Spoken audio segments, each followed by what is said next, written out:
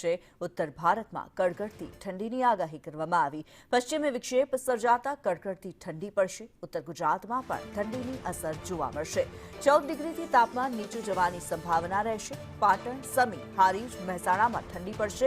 કેટલાક વિસ્તારોમાં વાદળછાયું વાતાવરણ રહેશે। 27 ડિસેમ્બર બાદ હાડ થીજવતી ઠંડી પડી શકે। દેશના ઉત્તરીય પર્વતીય પ્રદેશોમાં હજુ કોઈ મજબૂત પશ્ચિમ વિક્ષોભ આવતો નથી, પરંતુ હમણાં એક નબળા પશ્ચિમ વિક્ષોભના કારણે ઉત્તરીય પર્વતીય પ્રદેશોમાં બરફવર્ષા થવાની શક્યતા રહેતા, જેમાં ઉત્તર ગુજરાતના ભાગોમાં ન્યૂનતમ તાપમાન 14 ડિગ્રી સેલ્સિયસ કે તેથી નીચું જવાની શક્યતા રહે।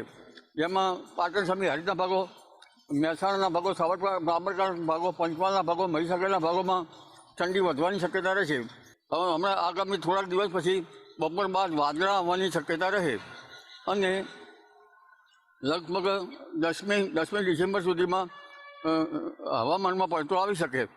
એટલે હમણાં 5-6 ડિસેમ્બરથી બપોરે વાદળો આવી શકે અને 10મી ડિસેમ્બર સુધી હવામાનમાં પલટો આવી શકે અને 17મી ડિસેમ્બર સુધીમાં ક્યાંક હળવા છાંટા કે